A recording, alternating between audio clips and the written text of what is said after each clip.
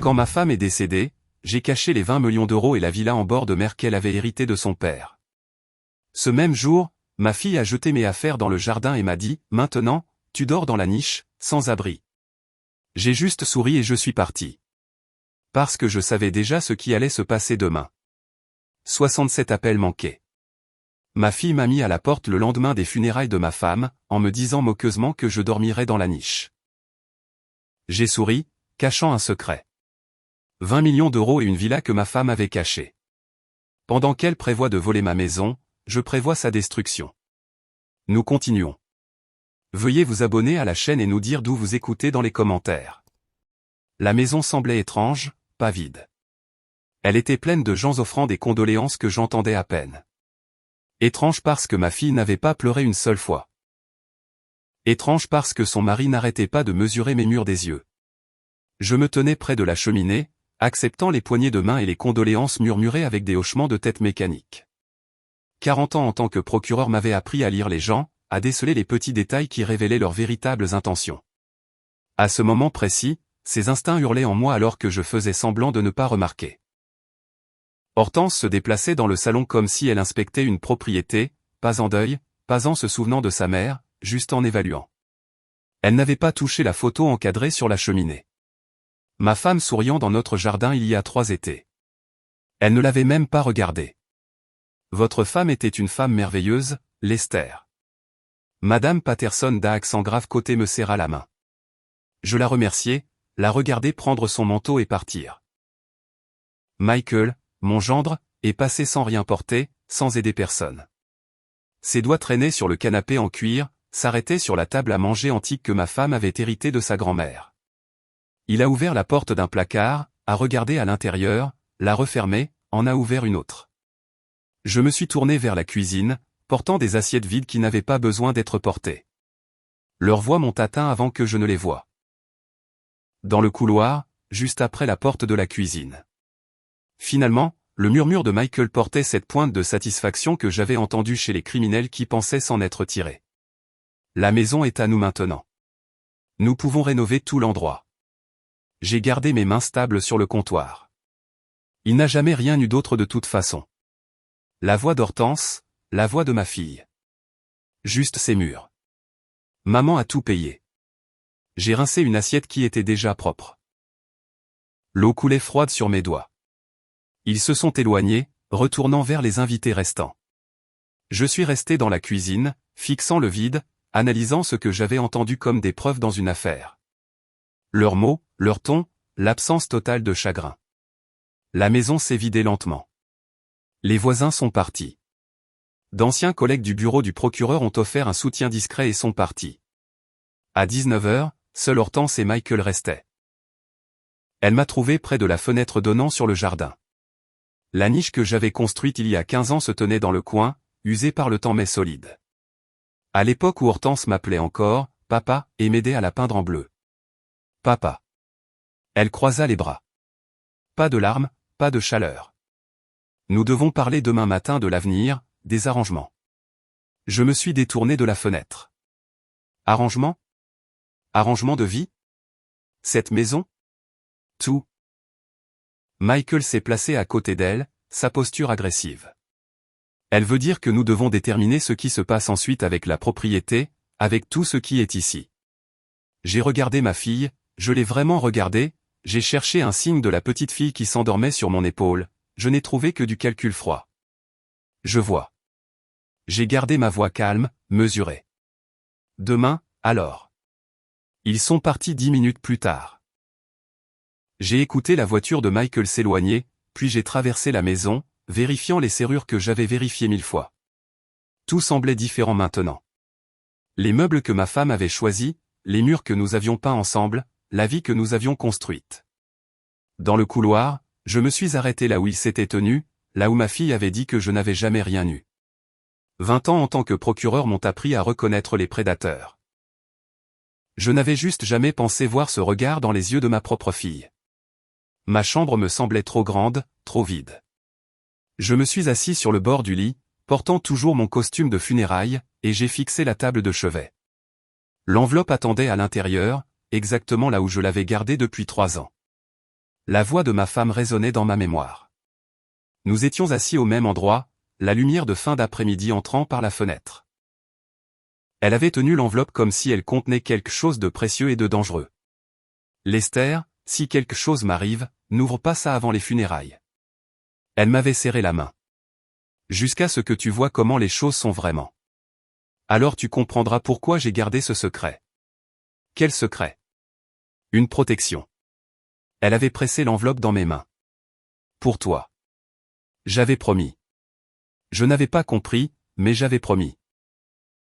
Maintenant, j'ai ouvert le tiroir de la table de chevet. L'enveloppe était là, mon nom écrit de son écriture soignée. Pour Lester, le moment venu. Je l'ai retournée dans mes mains, épaisse, lourde, quelque chose de substantiel à l'intérieur. La voix de ma fille rejouait dans ma tête. Juste ces murs. Le murmure de Michael. La maison est à nous maintenant. Je devrais l'ouvrir. Voir ce que ma femme voulait que je sache. Au lieu de ça, je l'ai remise dans le coffre-fort derrière le panneau du placard. Demain, j'affronterai ce qu'Hortense prévoyait, les prétentions qu'elle pensait pouvoir faire valoir. Laisse-la abattre ses cartes en premier. Laisse-la croire qu'elle avait déjà gagné. Ensuite, je déciderai quoi faire. Je me suis allongé sur le lit, toujours entièrement habillé, et j'ai fixé le plafond. Le sommeil ne viendrait pas. Mon esprit rejouait la journée, les funérailles, la réception, la conversation entendue. Le regard dans les yeux de ma fille quand elle parlait des arrangements. Dehors, une voiture est passée dans la rue. La maison s'est installée autour de moi. Craquements et murmures familiers. Les mêmes sons que j'entendais depuis des décennies. Des sons qui signifiaient autrefois « foyer ». Maintenant, ils signifiaient autre chose. Je tenais l'enveloppe dans l'obscurité. L'écriture de ma femme à peine visible. 3 ans qu'elle gardait ce secret. 3 ans qu'elle savait quelque chose que j'ignorais. Demain, j'affronterai les plans de ma fille. Ce soir, je la laisserai croire qu'elle avait déjà gagné. Je me suis réveillé au son de tiroirs qui s'ouvraient dans des pièces qui n'étaient plus les miennes. Pendant un instant, j'ai oublié où j'étais. Puis, je me suis souvenu. Ma propre chambre, le lendemain des funérailles de ma femme, et ma fille était en train de me la prendre. 7 heures du matin. Une lumière grise filtrait à travers les rideaux. J'avais dormi peut-être 2 heures, portant toujours les vêtements de la veille, et maintenant quelqu'un se déplaçait dans ma maison. Je me suis assis, j'ai écouté. Des pas dans le couloir. Quelque chose de lourd traînait sur le sol du salon. Des voix, Hortense et Michael, parlant normalement, ne chuchotant plus. Je me suis levé, j'ai traversé jusqu'à la porte, je l'ai ouverte. 3 boîtes en carton étaient dans le couloir. Mes plaques de retraite, mes lunettes de lecture, une photo encadrée de ma femme et moi lors de notre anniversaire, tout était emballé, prêt à partir. Hortense est apparue en haut des escaliers, portant une autre boîte. Elle s'est arrêtée quand elle m'a vu. N'a pas bronché, ne s'est pas excusée, a simplement posé la boîte. Bonjour, papa. Je t'aide à faire tes cartons. Les mots sont sortis de manière factuelle, comme si elle me rendait service. Faire mes cartons pourquoi? Michael est sorti de la chambre d'amis avec une brassée de mes livres. On s'est dit qu'on allait faciliter les choses pour tout le monde. Rassembler tes affaires pour qu'on puisse commencer la transition. Transition vers quoi? J'ai gardé ma voix égale. Je ne l'ai pas élevée. Les procureurs ne crient pas. Hortense s'est approchée. Papa, cette maison appartenait à maman. Son nom était sur tout. L'acte de propriété, l'hypothèque, tout. Tu le sais. Je le savais. Ma femme avait hérité de l'argent de son père il y a des décennies. L'avait utilisé pour acheter cette maison sans emprunt. J'étais en train de construire ma carrière, je ne gagnais pas beaucoup. Elle avait insisté pour que son nom soit sur les papiers, disant que c'était logique légalement. Je n'avais jamais remis ça en question. Nous avons déjà contacté un agent immobilier, a ajouté Michael. Le marché est bon en ce moment. On devrait en tirer un excellent prix. Vous vendez ma maison? La maison de maman, m'a corrigé Hortense doucement. Et oui, nous avons besoin de l'argent. Les factures médicales de son traitement, les frais funéraires, tout. Tu comprends? Je comprenais beaucoup de choses. Juste pas ce qu'elle pensait que je comprenais. Où suis-je censé aller, exactement? Michael a haussé les épaules. Il y a cette niche dans le jardin. Assez solide. Il a souri en le disant. Il a vraiment souri. Hortense lui a lancé un regard mais ne l'a pas contredit. Au lieu de ça, elle a désigné les boîtes. On a trouvé un endroit qui pourrait convenir. Un motel longue durée près de l'aéroport, au mois. On peut t'aider avec le premier mois de loyer. Quelle générosité. Ne sois pas difficile. Elle a pris une des boîtes. Maman t'a soutenu pendant des années. Tu n'as jamais vraiment contribué. Elle m'a parlé de ton salaire, de la façon dont elle payait tout pendant que tu jouais au procureur. C'est juste la réalité qui te rattrape. Je suis passé devant elle, je suis descendu les escaliers, j'ai trouvé d'autres boîtes dans le salon, mes affaires triées et emballées par les mains de ma fille. Ma vie réduite à des contenants. Je dois prendre ma voiture, dis-je. On va t'aider à charger. Michael bougeait déjà, soulevant des boîtes, les transportant vers la porte. Je suis allé à ma voiture, garée dans l'allée où je l'avais laissée la veille. J'ai ouvert le coffre.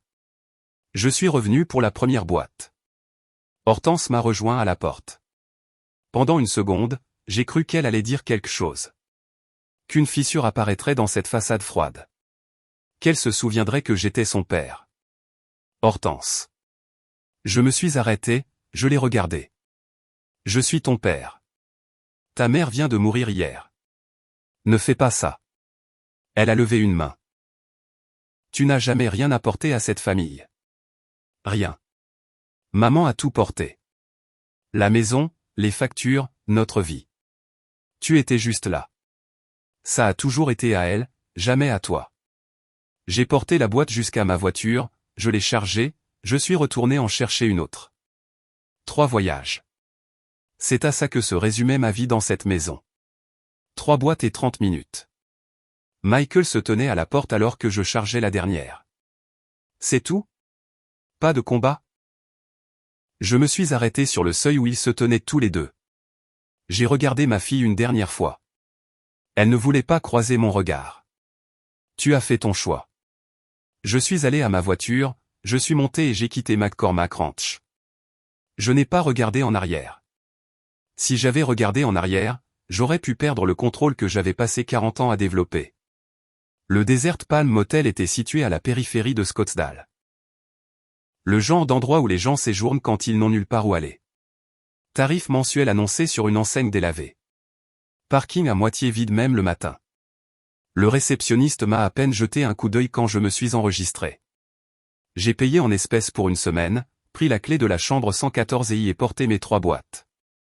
La chambre sentait le vieux tapis et le nettoyant industriel. Un lit simple, une petite table, une télévision boulonnée au mur, une fenêtre donnant sur le parking. J'ai posé les boîtes sur le lit et me suis assis à côté. Je les ai fixées un long moment. Puis je suis allé à ma voiture et j'ai récupéré l'enveloppe que j'avais cachée dans la poche de ma veste. Je l'avais prise dans le coffre-fort pendant qu'Hortense était en bas. Je l'avais mise de côté avant qu'il ne la voie. De retour dans la chambre du motel, je l'ai ouverte. Un acte de propriété est tombé en premier. Villa de Paradise Valley. Le nom de ma femme, une superficie qui m'a coupé le souffle. Valeur immobilière estimée à 15 millions. Des relevés bancaires. Ensuite, des comptes d'investissement. Obligations, titres, des chiffres qui n'avaient pas de sens jusqu'à ce que je les additionne correctement. 20 millions d'euros, peut-être plus. Une lettre manuscrite sur le papier à lettres de ma femme. Lester, si tu lis ceci, notre fille t'a montré qui elle est devenue. Je l'ai vue il y a des années. Cet héritage de mon père, la villa, les investissements. Je l'ai gardé secret pour toi, pas pour elle. Elle ne comprend pas la valeur de quoi que ce soit qu'elle n'a pas pris elle-même. Utilise ceci à bon escient. Tu sauras quoi faire. Ta femme, qui a toujours su que tu étais suffisant. Je l'ai lu 3 fois. Assis là, dans cette chambre de motel, tenant des papiers valant des millions, pensant à ma fille emballant mes affaires, à la blague de Michael sur la niche, à Hortense disant que je n'avais jamais rien apporté. Une carte de visite a glissé de l'enveloppe. James Morrison, avocat. Un numéro à Phoenix. La lettre tremblait légèrement dans mes mains. Pas de peur, mais de quelque chose d'autre, de plus froid. Ma femme avait su. Elle avait vu ce que notre fille deviendrait et m'en avait protégé. 20 millions d'euros. Une villa à Paradise Valley. Et ma fille pensait que je dormais dans une niche. J'ai pris mon téléphone et la carte de visite de James Morrison. Il était temps de passer un appel. J'ai pris la carte de visite de Morrison et les regardé. Un design standard, une police professionnelle, une adresse au centre-ville de Scottsdale. Le genre de carte qui ne laissait rien transparaître des secrets que son propriétaire gardait. Les documents étaient étalés sur le lit du motel comme des preuves lors d'un procès. J'avais passé la dernière heure à les organiser chronologiquement, comme j'organisais autrefois les dossiers. L'acte de la villa datait de mars 2022. Les relevés de placement étaient trimestriels depuis lors jusqu'au mois dernier. L'acte de propriété de la maison de McCormack Ranch. Celui-là était plus ancien, jauni sur les bords, daté de 1983, 2 ans avant notre mariage. J'ai repris la lettre de ma femme. 2 pages manuscrites sur son papier à lettres personnelles. Le papier semblait de qualité dans mes mains. Elle avait pris son temps. N'avait pas précipité les choses. Lester, si tu lis ceci, je suis parti. Et notre fille t'a montré qui elle est vraiment. J'ai continué à lire, bien que je l'ai déjà parcouru 2 fois. Je l'ai vu se produire au cours de la dernière décennie. La façon dont elle regardait notre maison comme si c'était un prix qui lui était dû. La façon dont elle a cessé de te poser des questions sur toi et a commencé à poser des questions sur les biens. Cet héritage de mon père, je le lui ai délibérément caché, non pas pour la punir, mais pour te protéger. Ma femme avait toujours été observatrice, plus silencieuse que moi, moins conflictuelle, mais rien ne lui échappait. Pendant que j'étais concentré sur les affaires, sur la construction d'arguments et la victoire de procès, elle avait observé notre fille changer. Je me suis approché de la fenêtre, le parking du motel s'étendait en dessous, à moitié vide sous le soleil de midi. Ma voiture était seule près du bureau, ces 3 boîtes de ma vie toujours dans le coffre. La lettre continuait à la 2e page. Elle viendra d'abord pour la maison. Elle ne sait pas qu'elle était à moi avant notre mariage. Le cadeau de ma mère. Elle ne connaît pas Paradise Valley ni les investissements. Elle pense que tu n'as rien. Laisse-la le penser, puis montre-lui ce que la loi dit vraiment. Tu as toujours été le meilleur procureur, Lester. Poursuis cette affaire. J'ai posé la lettre et j'ai pris l'acte de la maison. Je l'ai lu attentivement cette fois, comme j'aurais dû le lire il y a des années. Propriété transférée à Caroline Margaret Davis de la succession de sa mère. 1983, propriété unique. Mon nom n'apparaissait nulle part sur le document.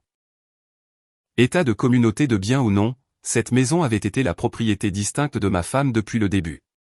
Elle m'avait dit que c'était logique pour des raisons fiscales. Que sa mère le voulait ainsi. Je lui avais fait confiance, je n'avais jamais remis ça en question. Ce qui signifiait qu'Hortense m'avait expulsé d'une maison qui n'était pas la sienne.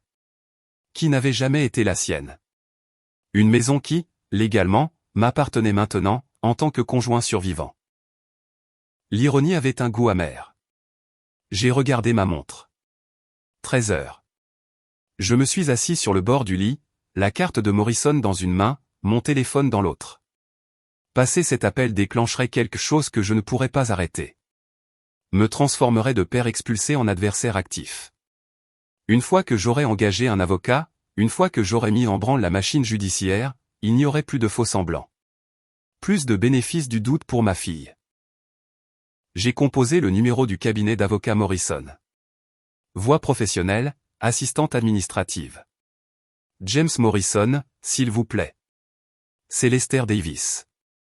Ma femme est décédée récemment et elle a laissé votre carte dans une enveloppe pour moi. Une brève attente, puis une voix différente.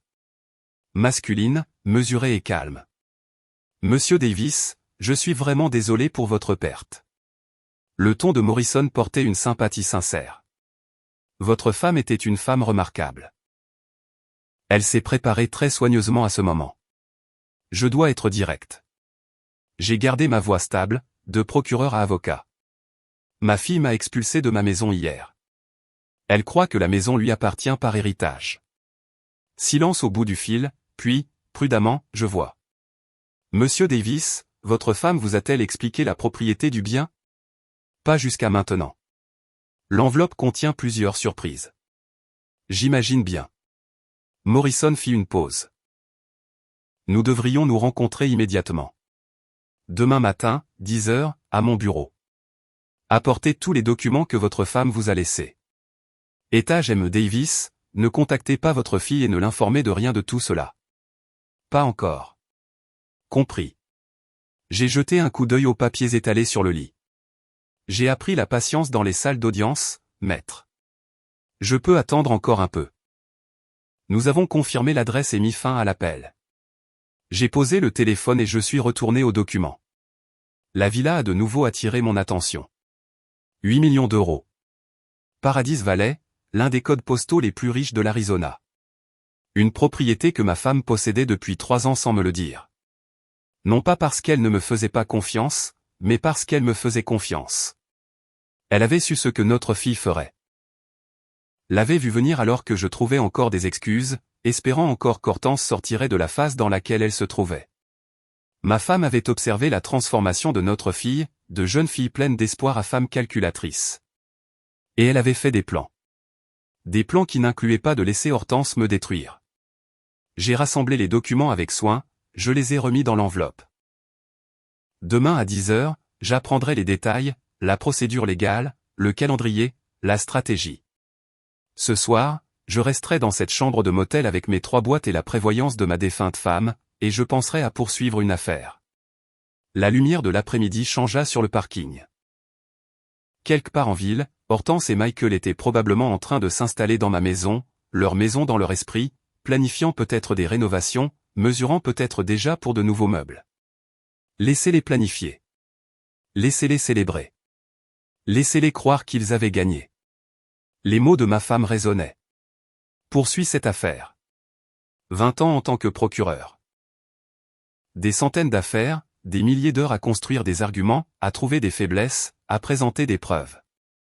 Je savais comment monter un dossier, je savais comment attendre le bon moment.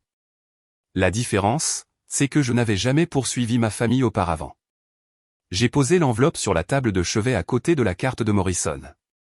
Demain commencerait le processus. Des formulaires seraient déposés. Les roues tourneraient. La machine judiciaire grincerait vers une conclusion inévitable. Ma fille pensait qu'elle avait tout pris.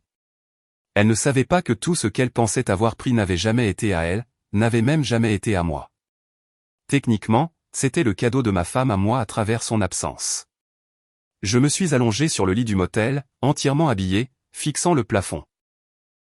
Je me suis demandé ce qu'Hortense dirait quand elle réaliserait, quand elle comprendrait que sa mère n'était pas seulement morte, qu'elle avait laissé des instructions finales. Un jugement final. Demain à 10 heures. J'ai fermé les yeux, je n'ai pas dormi, j'ai juste attendu. Je me suis réveillé avant le réveil. La chambre du motel était sombre, mais j'étais déjà réveillé depuis 1 heure, à regarder le plafond, à passer en revue tout ce que je savais. À 10 heures, je rencontrerai l'avocat. À midi, je saurai si la loi était vraiment de mon côté, ou si la planification minutieuse de ma femme avait sommeau raté un détail qui permettrait à ma fille de garder ce qu'elle avait pris. J'ai pris une douche, je me suis habillé avec le seul costume que j'avais emballé, bleu marine, professionnel, le même costume que je portais pour les plaidoiries finales. Il m'allait toujours, bien que le col me semblât plus lâche que dans mon souvenir. Le bureau de Morrison occupait le 3e étage d'un immeuble en acier et en verre au centre-ville de Scottsdale. Le répertoire du hall le mentionnait comme étant spécialisé dans la planification successorale et les successions. Bien. Cela signifiait qu'il connaissait le terrain. Le trajet en ascenseur semblait plus long que 3 étages. Sa réceptionniste a souri quand j'ai donné mon nom. Monsieur Davis, Monsieur Morrison vous attend. Entrez directement. Le bureau avait des fenêtres du sol au plafond donnant sur Scottsdale Road. Morrison se leva de derrière un bureau en acajou, tendit la main. La cinquantaine, des cheveux argentés, des yeux vifs derrière des lunettes sans monture, le genre d'yeux qui avait lu des milliers de documents et décelé chaque divergence. Monsieur Davis, merci d'être venu. Sa poignée de main était ferme. Asseyez-vous, je vous prie. Je me suis installé dans le fauteuil en cuir en face de son bureau, j'ai posé l'enveloppe sur mes genoux. Avant de commencer, a dit Morrison, je veux que vous compreniez que votre femme et moi avons passé un temps considérable sur son plan successoral. Elle était très précise sur ses souhaits et très soucieuse de vous protéger. Elle a réussi. J'ai ouvert l'enveloppe, j'ai étalé les documents sur son bureau. Je suppose que vous les reconnaissez. Morrison a examiné chaque papier attentivement, a hoché la tête. J'ai rédigé le testament moi-même, j'ai assisté à la signature. Votre femme était méticuleuse. Parlez-moi de la maison. Il a sorti un dossier de son tiroir. La propriété de McCormack Ranch était la propriété distincte de votre femme, acquise avant votre mariage par la succession de sa mère. En Arizona, la propriété distincte reste distincte, sauf si elle est explicitement convertie en propriété communautaire. Votre femme n'a jamais fait cette conversion, ce qui signifie qu'en tant que conjoint survivant et unique bénéficiaire de son testament, la maison vous appartient légalement, sans conteste. Les mots se sont installés entre nous. Simple, clair, définitif. Ma fille m'a expulsé il y a 2 jours. L'expression de Morrison n'a pas changé, mais son stylo s'est arrêté au milieu d'une note. Elle n'avait aucune autorité légale pour le faire. La maison n'était pas à elle. Elle ne le savait pas, la plupart des gens ne comprennent pas la loi sur la propriété distincte. Morrison s'est penché en avant. Voici ce qui va se passer maintenant. Nous déposons les documents de succession auprès de la Cour supérieure du comté de Maricopa. C'est une procédure standard, généralement de 3 à 4 mois. Pendant ce temps, nous déposons également un avis d'expulsion contre votre fille et son mari. Ce sont des occupants illégaux de votre propriété. J'ai assimilé ça. Combien de temps avant qu'ils ne doivent partir? La loi de l'Arizona exige un préavis de 60 jours pour une expulsion résidentielle. Nous déposons, ils reçoivent l'avis, le compte à rebours commence. S'ils ne quittent pas volontairement, nous allons au tribunal. Compte tenu des circonstances, vous l'emporterez facilement. Et la villa? Les investissements? Morrison a ouvert un autre dossier. La propriété de Paradise Valley et les comptes associés étaient également la propriété distincte de votre femme, héritée de son père en 2022. Elle a établi des désignations de bénéficiaires clairs vous nommant unique héritier. Pas de complications là non plus. Villa de 8 millions d'euros, évaluation actuelle. Il a glissé le document sur la table. 20 millions d'euros en compte d'investissement gérés de manière conservatrice.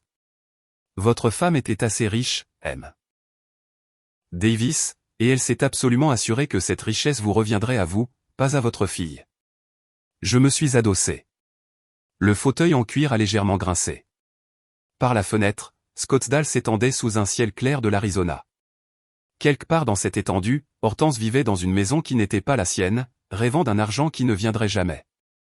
Pourquoi a-t-elle fait ça? Ai-je demandé. Gardez ça secret. Morrison a sorti un autre document, des notes manuscrites de l'écriture de ma femme, des commentaires en marge sur une ébauche de son testament. Elle m'a laissé des instructions pour les partager si vous le demandiez. Il a tourné les pages vers moi. Votre femme a observé le comportement de votre fille pendant plusieurs années. A documenté des incidents. Elle croyait, et je cite, Hortense a appris à prendre plutôt qu'à gagner. Si elle apprend l'existence de cet héritage de mon vivant, elle l'exigera immédiatement. Elle le gaspillera. Elle blessera son père avec. Les mots piquaient mais ne me surprenaient pas. Plus maintenant. Morrison a continué, votre femme voulait que vous soyez protégé et que ses biens soient préservés. Elle a tout structuré pour garantir ce résultat. Elle était assez brillante à ce sujet, en fait. Que dois-je faire? Signer les papiers de représentation. Me donner l'autorité de déposer les procédures de succession et d'expulsion. Puis attendre que le processus se déroule. Morrison a sorti des documents préparés. Je déposerai tout cette semaine. Les documents du tribunal seront signifiés à votre fille dans les 7 jours. Elle réalisera alors à quoi elle a vraiment affaire. J'ai examiné les papiers, un accord de représentation standard, les conditions de provision, les autorisations de dépôt au tribunal, tout était clair et en règle. Que fera-t-elle, ai-je demandé. Quand elle le découvrira. Morrison a bouché son stylo. D'après mon expérience, Monsieur Davis, les gens qui prennent des choses qu'ils ne méritent pas acceptent rarement de les perdre avec grâce. Attendez-vous à un combat. J'ai signé les documents les uns après les autres. Chaque signature un pas en avant, loin de la victime et vers autre chose, de plus dur. Morrison a rassemblé les papiers, les a classés dans un dossier intitulé « Succession de Caroline Margaret Davis ». Une dernière chose, dis-je. La villa. Quand puis-je la voir? Techniquement, après la clôture de la succession. Pratiquement, quand vous le voudrez. Votre femme vous a laissé les clés et les codes de sécurité dans son coffre-fort. Je les ai ici. Il m'a tendu une petite enveloppe. À l'intérieur, 2 clés et une carte avec des numéros manuscrits. L'adresse est sur l'acte. C'est assez remarquable. Morrison se leva, m'accompagna jusqu'à la porte. Votre femme a laissé des instructions détaillées sur la propriété. Elle voulait que vous ayez un endroit paisible, c'est son mot. Nous nous sommes serrés la main sur le seuil. Nous déposerons lundi matin, dit-il. Les documents du tribunal seront signifiés à votre fille dans la semaine. Elle réalisera alors à quoi elle a vraiment affaire. J'ai appuyé sur le bouton de l'ascenseur. Comment pensez-vous qu'elle réagira? Morrison fit une pause. D'après mon expérience, Monsieur Davis, les gens qui prennent des choses qu'ils ne méritent pas acceptent rarement de les perdre avec grâce. Attendez-vous à un combat. Les portes de l'ascenseur se sont ouvertes. Je suis entré. Bien, dis-je. J'ai passé 20 ans dans les salles d'audience. Je sais comment me battre. Le courriel de Morrison était arrivé dimanche soir. Tout est prêt. Retrouvons-nous au bureau à 9 h lundi. Nous déposons demain. J'avais passé la semaine à attendre, à lire, à arpenter le parking du motel la nuit quand le sommeil ne venait pas, pensant à ma fille vivant dans ma maison, probablement en train de redécorer, célébrant probablement sa victoire. Lundi matin, je me suis habillé avec le costume que j'avais emballé lors de l'expulsion, bleu marine, le même que j'avais porté pour les plaidoiries finales. Il m'allait toujours, même si j'avais perdu du poids ces dernières semaines. J'ai vérifié mon reflet dans le miroir du motel, j'ai ajusté ma cravate et je suis allé au centre-ville. Morrison m'a rejoint dans le hall de son bureau. Il portait une mallette en cuir, les documents déjà organisés à l'intérieur. Nous avons pris sa voiture pour aller au palais de justice. Le tribunal supérieur du comté de Maricopa occupait un bâtiment moderne au centre-ville de Phoenix. Nous nous sommes garés dans le parking en face, avons passé la sécurité, pris l'ascenseur jusqu'au 4e étage, au bureau du greffier du tribunal des successions. Le couloir sentait le vieux papier et la climatisation. Morrison s'est approché du comptoir. Je me suis tenu à côté de lui, observant. Le greffier était une femme dans la quarantaine. Mouvements efficaces, des yeux qui avaient traité des milliers de documents. Elle a pris les papiers de Morrison sans lever les yeux. Demande de succession avec réclamation de propriété distincte. Elle a commencé à examiner les pages. Il me faudra le certificat de décès, le certificat de mariage et les actes de propriété pour le dossier. Tout est joint, a dit Morrison, pièce AF. Elle a tamponné chaque page. Le son était sec. Définitif. Date. Heure.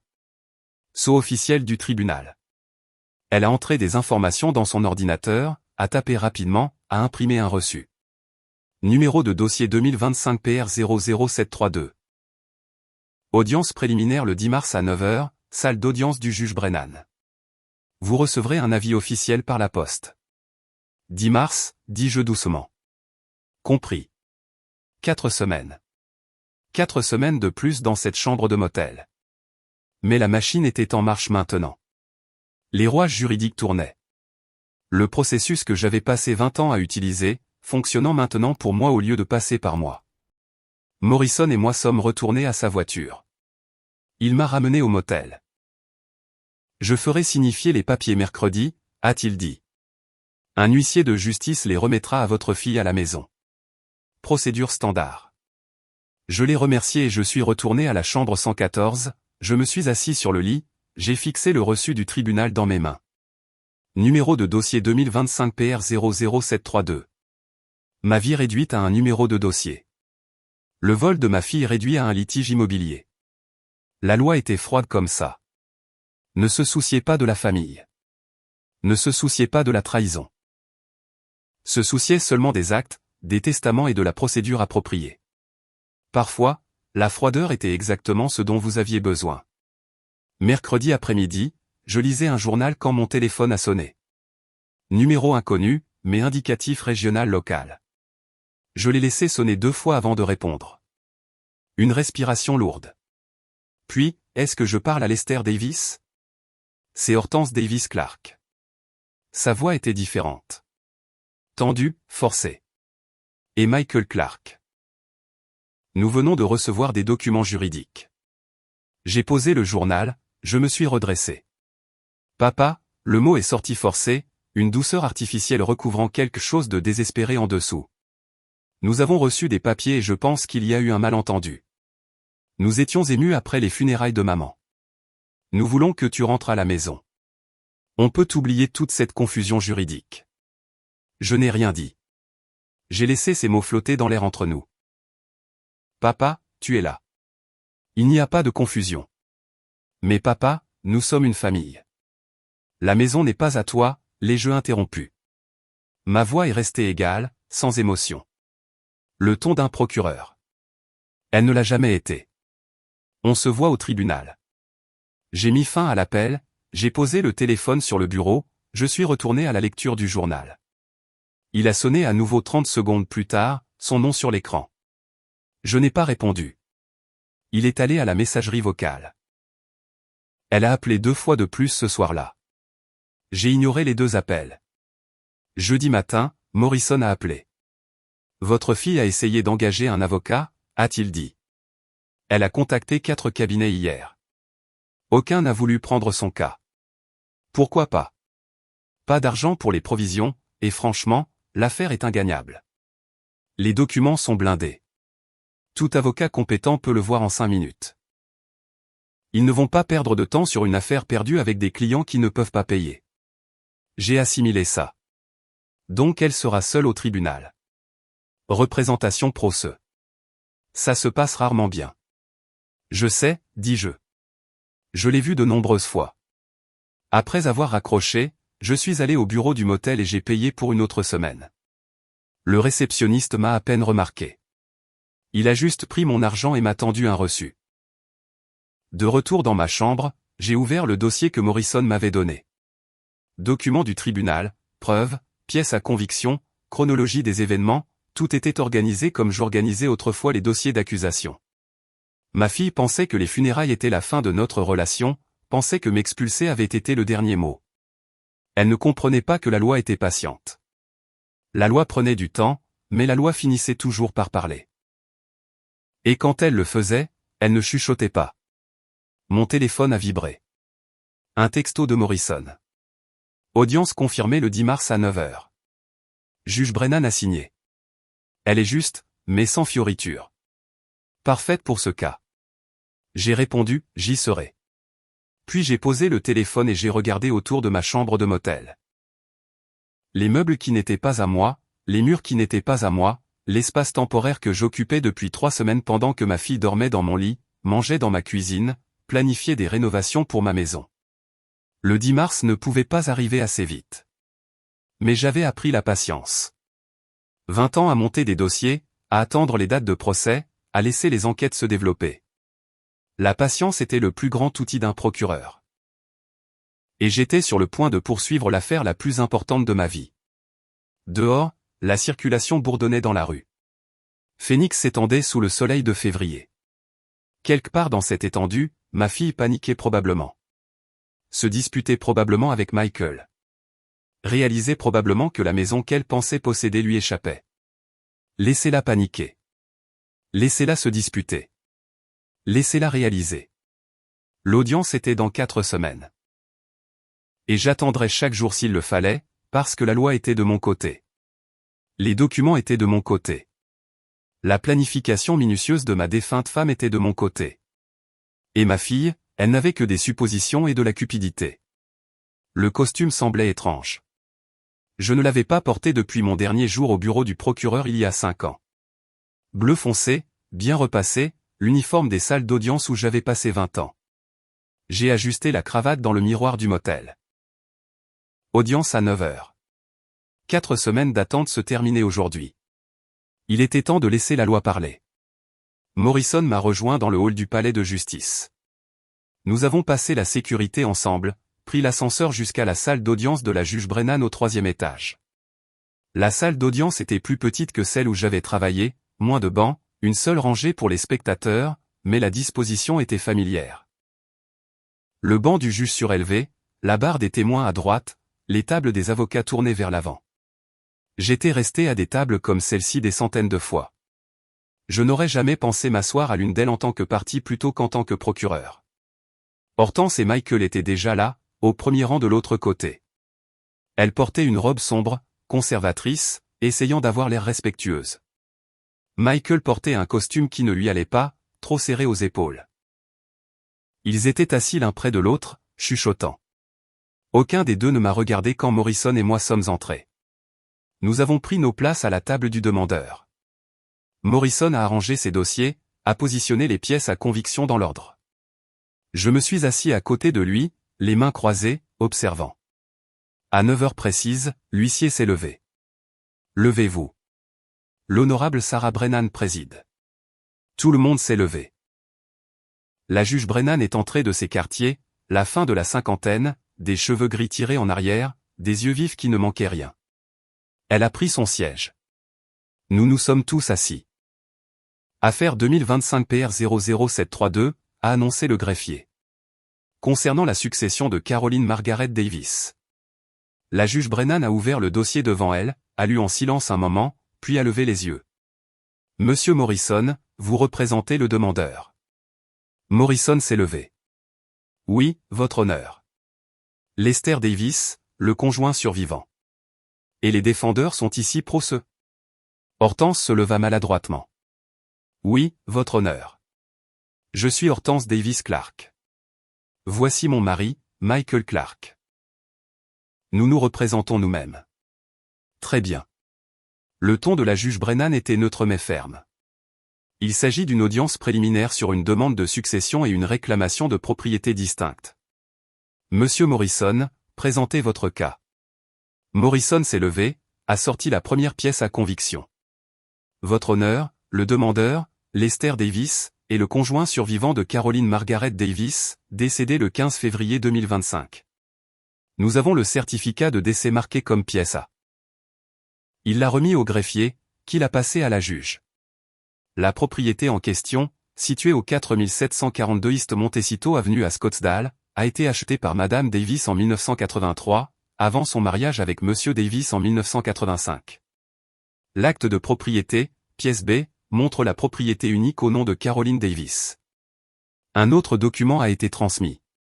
En vertu de la loi de l'Arizona, la propriété acquise avant le mariage reste une propriété distincte, sauf si elle est explicitement convertie en propriété communautaire. Aucune conversion de ce type n'a jamais eu lieu. Le testament de Madame Davis, exécuté en 2022 et marqué comme pièce C, nomme Lester Davis comme unique bénéficiaire de toutes les propriétés distinctes, y compris cette résidence. La juge Brennan a examiné chaque document attentivement. Et la réclamation des défendeurs? Morrison a fait un geste vers Hortense. Les défendeurs, qui sont la fille et le gendre de Madame Davis, n'ont aucune réclamation documentée sur la propriété. Ils semblent avoir supposé un héritage basé sur la relation familiale malgré le langage clair du testament. Hortense s'est levée d'un bond. Ce n'est pas vrai. Ma mère a toujours dit que la maison serait à moi. Elle m'a dit. La juge Brennan l'a interrompue. Mademoiselle Davis Clark, vous aurez votre chance de répondre. Asseyez-vous. Hortense s'est assise. Son visage était rouge.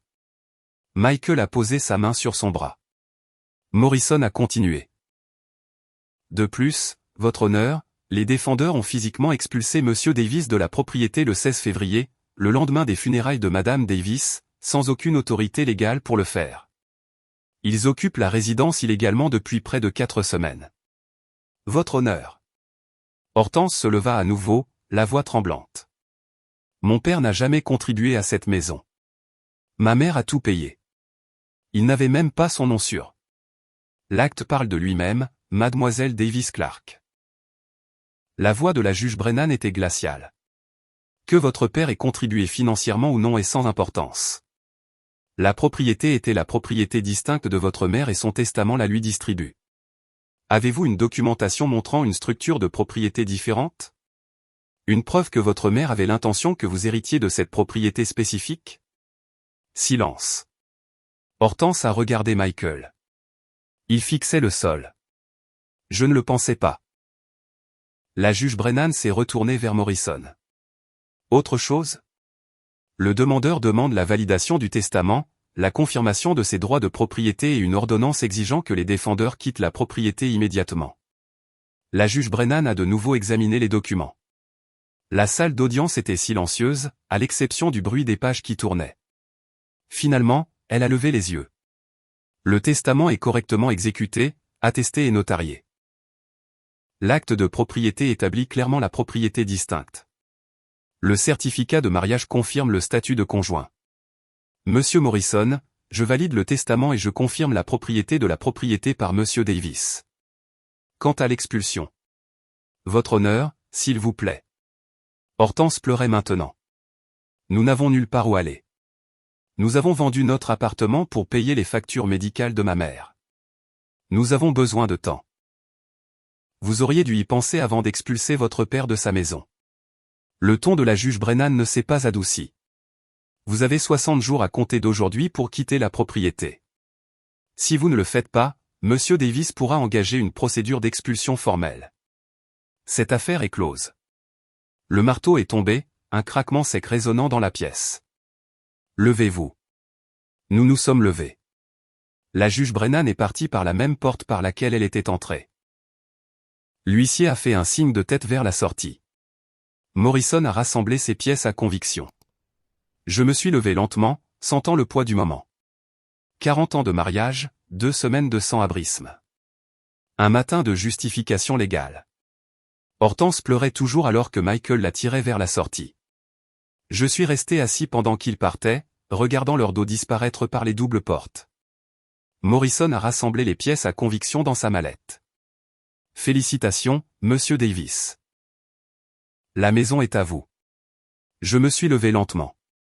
60 jours. Ma fille avait 60 jours pour quitter ma maison. Je suis allé aux fenêtres de la salle d'audience donnant sur le centre-ville de Phoenix. Quelque part en bas, Hortense et Michael se disputaient probablement, paniquaient, planifiaient leur prochain coup désespéré. Mais la loi avait parlé, et 20 ans en tant que procureur m'avaient appris une chose. La loi ne négocie pas 2 mois. C'est le temps qu'il a fallu à Hortense et Michael pour transformer le désespoir en stratégie. Le téléphone du motel a sonné à 7 heures du matin, à la mi-mai. La voix de Morrison est venue, fatiguée mais urgente. Ils ont déposé une requête reconventionnelle, prétendant que vous êtes mentalement inapte à cause du deuil. Ils veulent que le tribunal nomme Hortense comme curatrice. Je me suis assis dans mon lit. Sur quelle base? Des témoins de moralité. Un voisin prétendant que vous avez eu un comportement erratique avant la mort de votre femme. Il vous dépeigne comme instable. C'est un mensonge.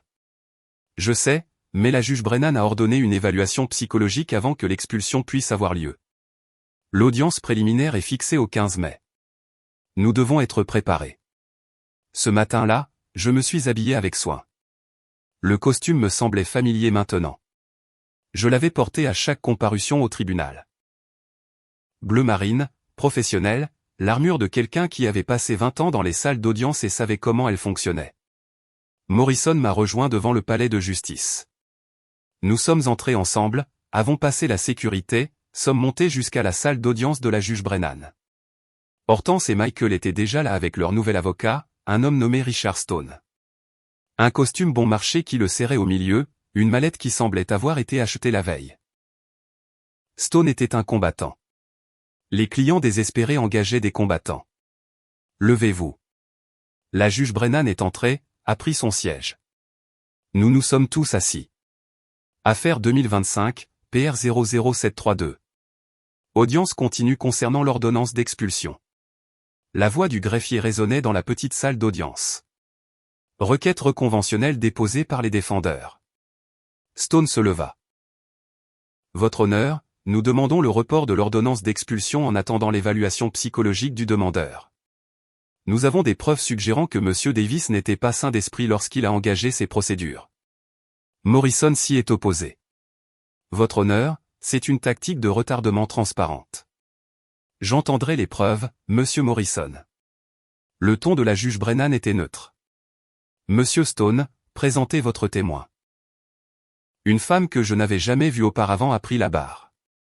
Eleanor Shaw, début de la soixantaine, des mains nerveuses, des yeux qui ne croisaient pas tout à fait les miens. Madame Shaw, comment connaissez-vous le demandeur? Je suis sa voisine. Je vivais à 3 maisons de lui sur Montecito. C'était déjà un mensonge. J'avais vécu dans cette rue pendant 40 ans. Jamais vu cette femme. Stone a continué. Avez-vous observé quelque chose d'inhabituel dans le comportement de M. Davis dans les mois précédant la mort de sa femme? Oui. Sa voix vacillait. Je l'ai vu plusieurs fois tard dans la nuit marcher dans son jardin en chemise de nuit, se parlant à lui-même. C'était inquiétant. Morrison était sur ses pieds. Objection. Fondement. Ce témoin a-t-il été qualifié comme ayant une expertise en évaluation de la santé mentale? Rejeté. Madame Shaw, dites-nous simplement ce que vous avez observé, pas votre interprétation. Mais le mal était fait. La graine était plantée. Le contre-interrogatoire de Morrison était chirurgical. Madame Shaw, vous dites que vous vivez à 3 maisons? Oui. Sur l'avenue Montecito? C'est exact. Morrison a sorti un document. Voici un plan de propriété des archives du comté de Maricopa. Pouvez-vous indiquer votre maison? Le visage de Shaw est devenu pâle. Elle ne pouvait pas, c'est parce que vous ne vivez pas sur l'avenue Montecito, n'est-ce pas? Morrison a produit un autre papier.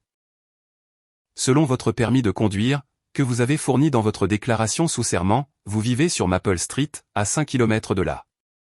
Stone s'y est opposé. La juge Brennan a rejeté l'objection. De plus, a continué Morrison, votre profil LinkedIn montre que vous avez travaillé avec Hortense Davis Clark de 2019 à 2021. Vous n'êtes pas une voisine. Vous êtes une ancienne collègue qui ment sous serment. La salle d'audience est devenue silencieuse. L'expression de la juge Brennan s'est durcie, mais elle était prudente, attentive. Monsieur Davis, j'ordonne une évaluation psychologique. Non pas parce que je crois à ces allégations, mais parce qu'elles ont été soulevées et que je veux qu'elles soient traitées de manière définitive. Nous nous reverrons le 25 mai à 10 heures. Morrison a commencé à s'opposer, mais je lui ai touché le bras. Laisse tomber. Laisse-les perdre leur temps. Je savais ce que l'évaluation montrerait. Cet après-midi-là, j'étais assis dans le bureau du docteur Sarah Mitchell, complétant des évaluations cognitives sur une tablette. Reconnaissance de forme, rappel de mémoire, résolution de problèmes. Elle a posé des questions prudentes sur mon état émotionnel. Comment gérez-vous la mort de votre femme? Triste. J'ai gardé ma voix égale. En colère contre certaines personnes, mais fonctionnelle. Je comprends ce qui se passe et pourquoi.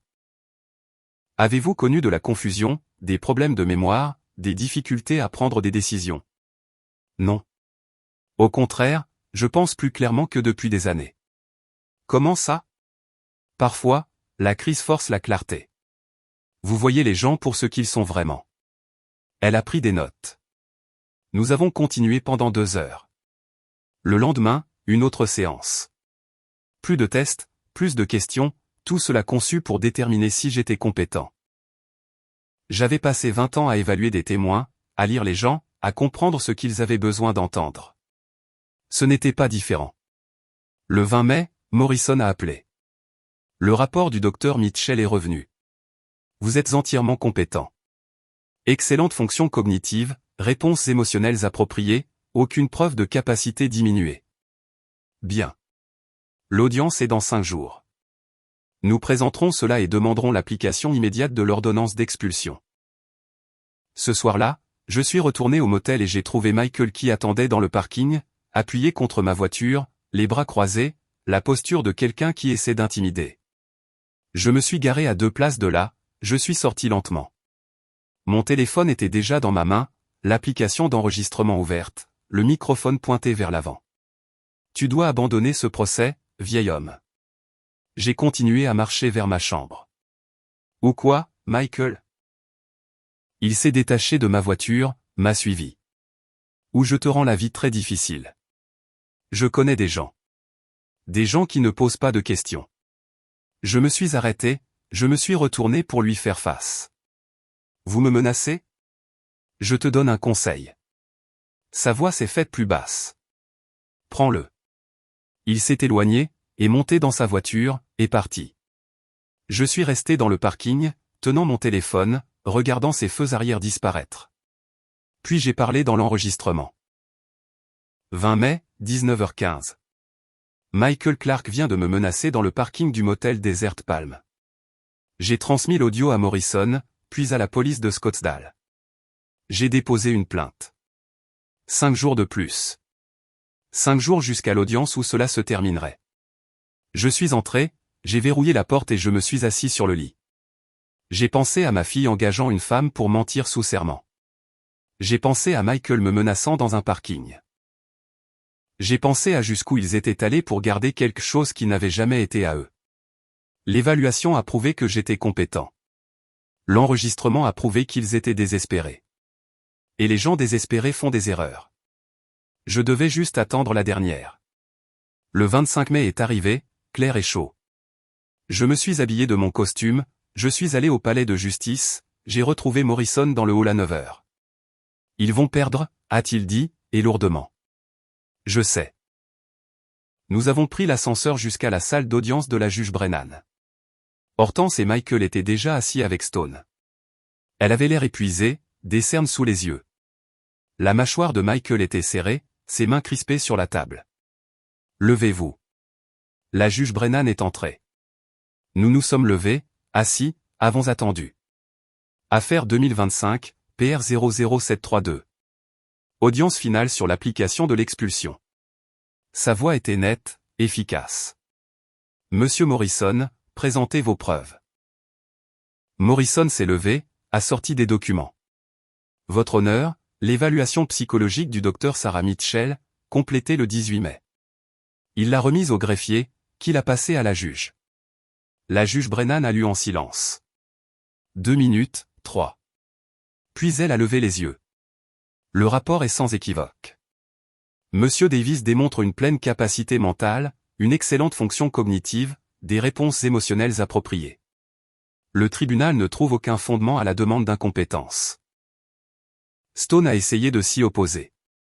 La juge Brennan l'a interrompu. De plus, le témoignage de Madame Eleanor Shaw s'est révélé être un parjure. Elle sera déférée au bureau du procureur de district pour poursuite. Hortense a attrapé le bras de Stone, a chuchoté quelque chose d'urgent. Il a secoué la tête. De plus, a poursuivi la juge Brennan, le tribunal a reçu un rapport de police déposé le 20 mai concernant des menaces proférées par le défendeur Michael Clark contre le demandeur, y compris un enregistrement audio de ces menaces. Elle a regardé directement Michael. Monsieur Clark, levez-vous. Il s'est levé lentement, le visage rouge. Votre comportement constitue une intimidation de témoin. J'ajoute des accusations d'outrage au tribunal et je renvoie également cette affaire au procureur de district. Votre honneur, a commencé Stone. Je n'ai pas fini. Le ton de la juge Brennan aurait pu couper du verre. Cette affaire implique une propriété claire, une expulsion illégale, une tentative de fraude et une intimidation de témoins. Les preuves favorisent massivement le demandeur. Elle a fait une pause, a regardé ses notes, puis a relevé les yeux.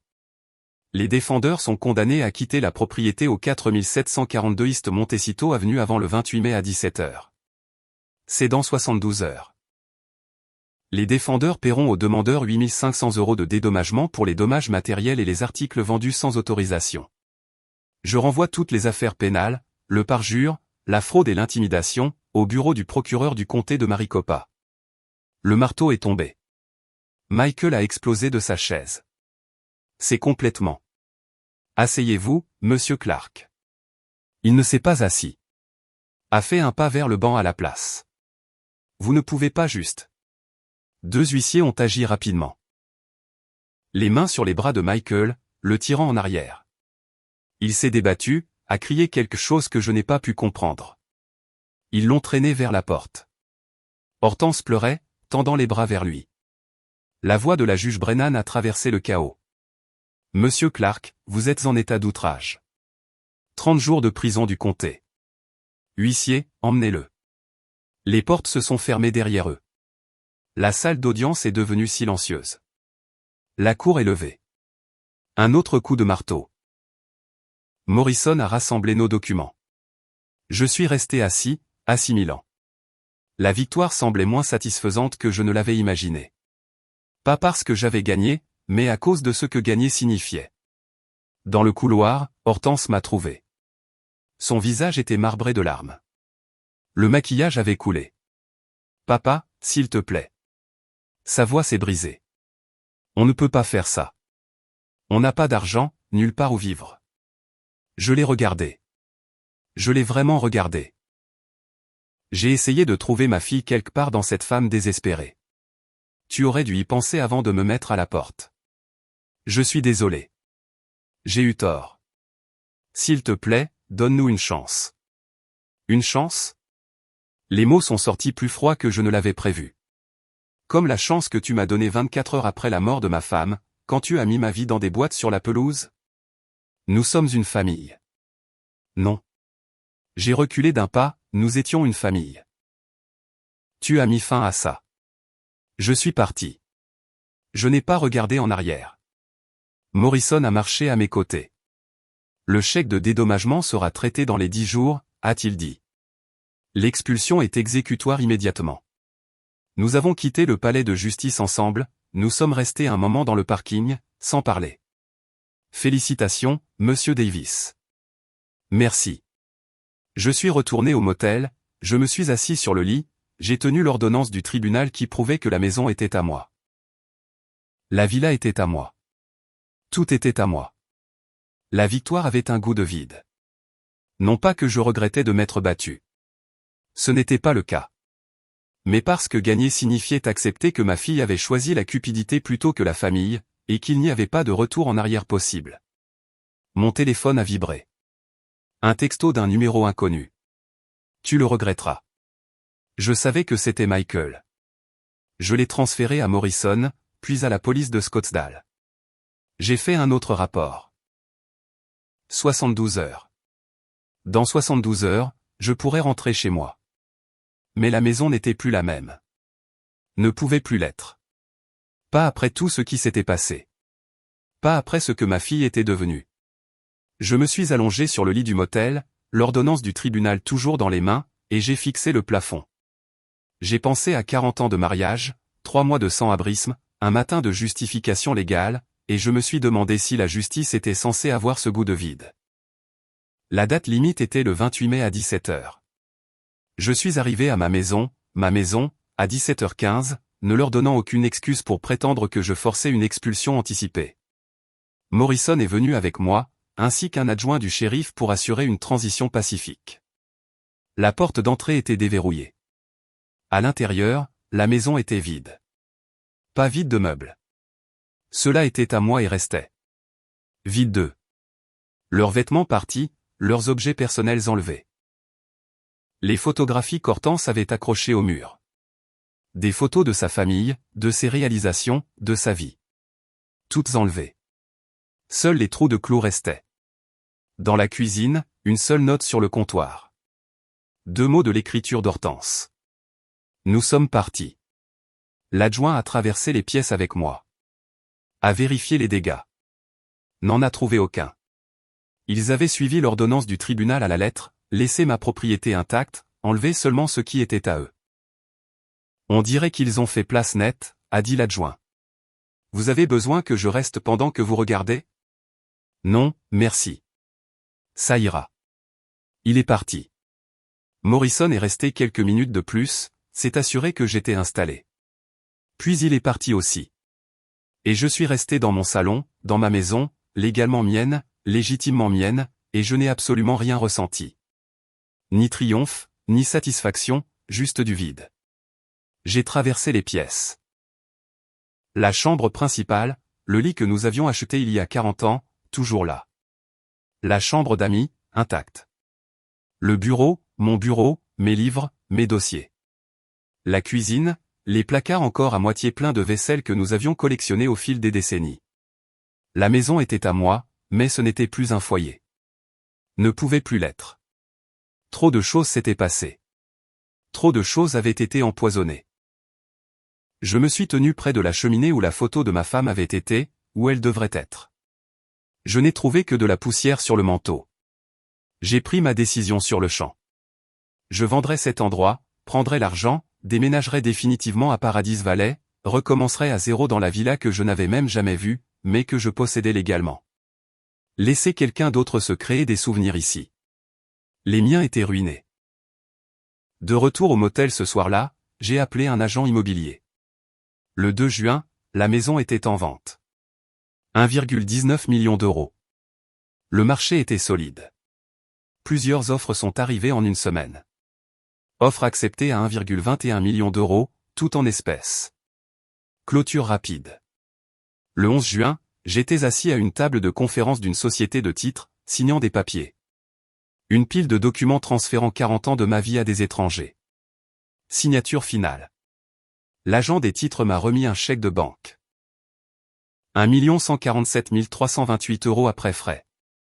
Je l'ai plié, je l'ai mis dans la poche de ma veste, j'ai serré des mains et je suis parti.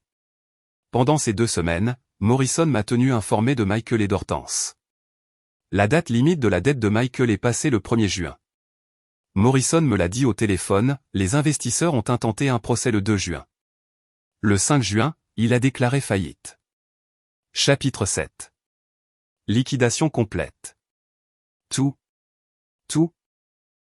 Et sa licence immobilière a été suspendue en raison des allégations de fraude. Sa carrière est terminée. Et la restitution qu'il me doit.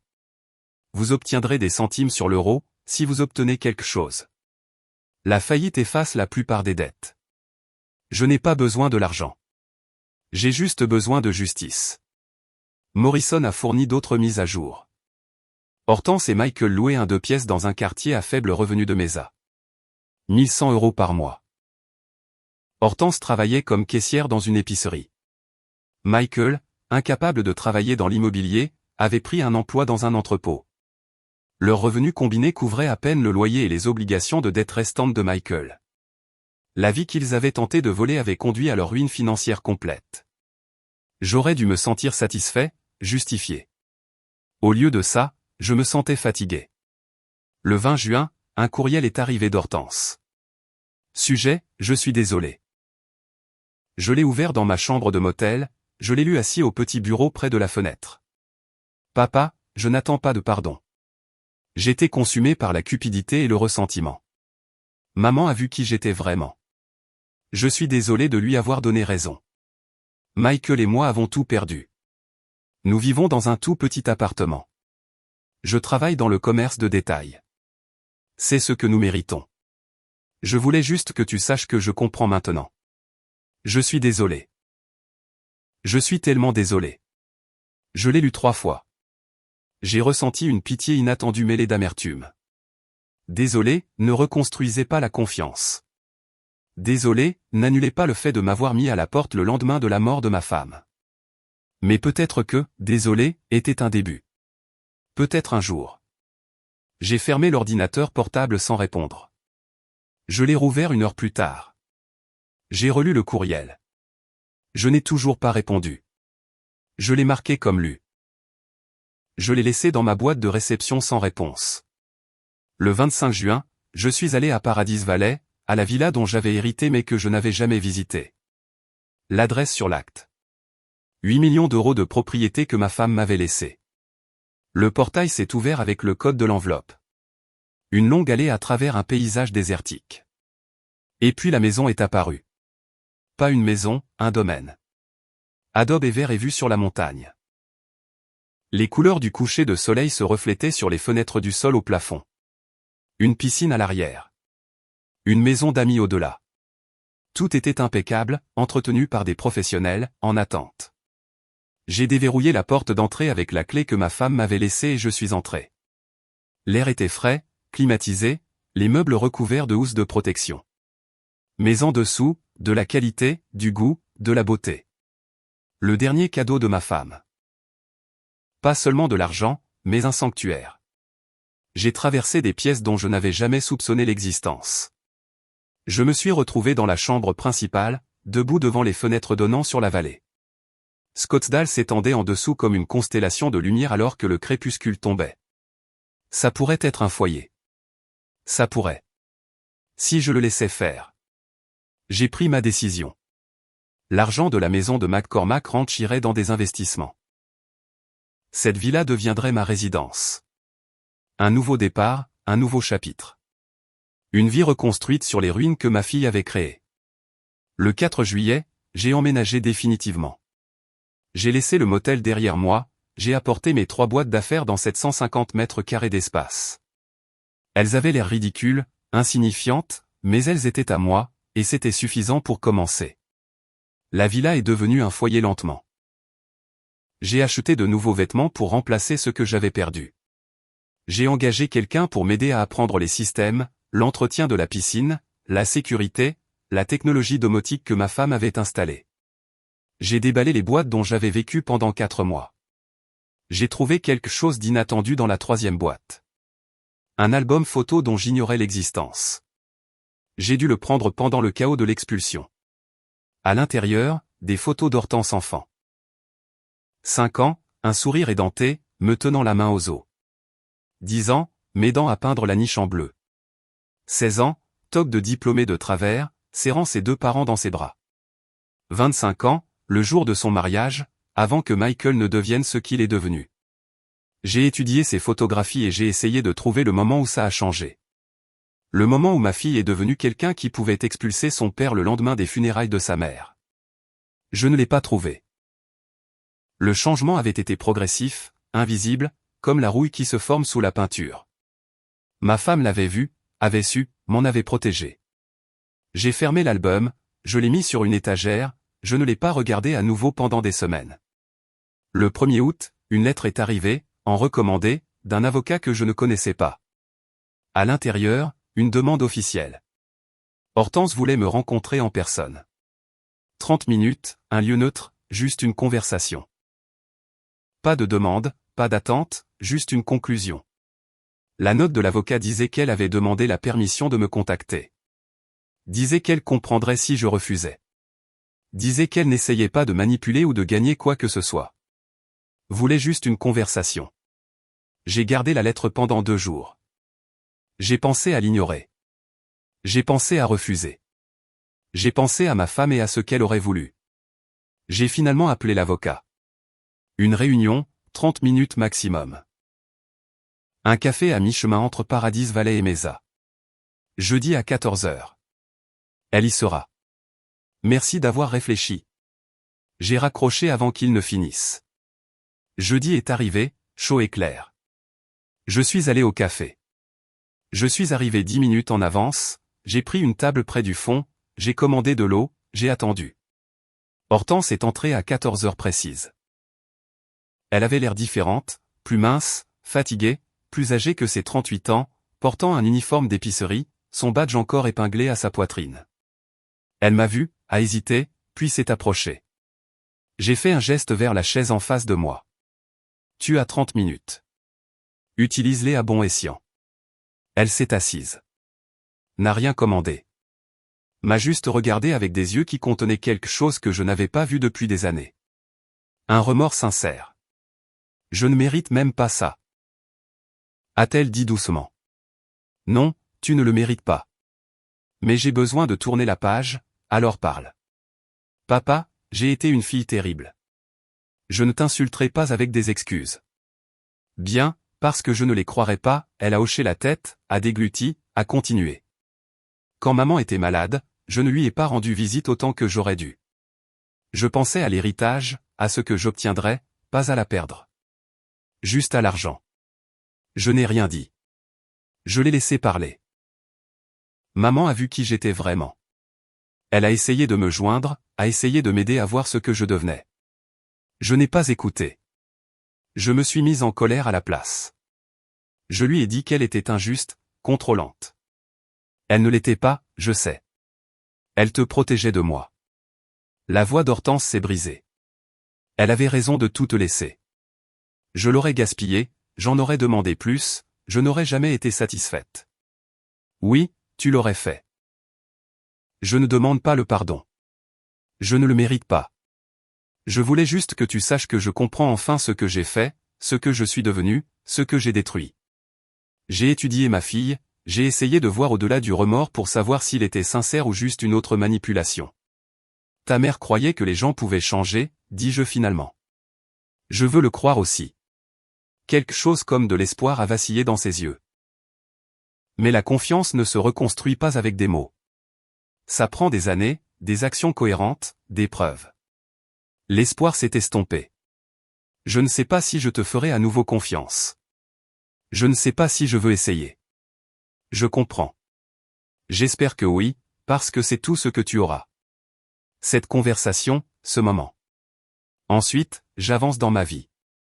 Le silence s'est étiré entre nous. Elle a baissé les yeux sur ses mains. J'ai regardé ma fille et j'ai vu une étrangère. Puis-je, a-t-elle commencé, puis s'est arrêtée, à réessayer. Puis-je t'appeler un jour, dans des années? Peut-être si j'ai vraiment changé. Je ne sais pas. Peut-être. Comment sauras-tu si j'ai changé si nous ne nous parlons pas? Je me suis levé, j'ai pris mes clés. C'est ton problème à résoudre, pas le mien. Papa. Au revoir, Hortense. Je suis sorti, je n'ai pas regardé en arrière, je suis monté dans ma voiture et je suis allé à Paradise Valley, à la villa, à la vie que je construisais sur les ruines. Le 31 août, mon 68e anniversaire. Je l'ai passé seul sur la terrasse surplombant la vallée. Pas de gâteau, pas de célébration. Juste moi et un verre du vin préféré de ma femme. J'en avais trouvé une caisse dans la cave à vin de la villa. Le coucher de soleil peignait le ciel d'orange et de rose. La ville en contrebas commençait à s'illuminer à la tombée de la nuit. Beau, paisible, solitaire. J'ai pensé à l'année écoulée. La mort de ma femme. La trahison de ma fille. La bataille juridique. La victoire, le coup. La justice obtenue, mais la famille détruite. La richesse découverte, mais la solitude embrassée. La victoire remportée, mais les relations perdues à jamais. Est-ce que ça en valait la peine? J'ai levé mon verre à l'air vide à côté de moi. Qu'en penses-tu, Margaret? Ai-je fait ce qu'il fallait? Aucune réponse n'est venue. Juste le vent, le trafic lointain et les premières étoiles qui apparaissaient.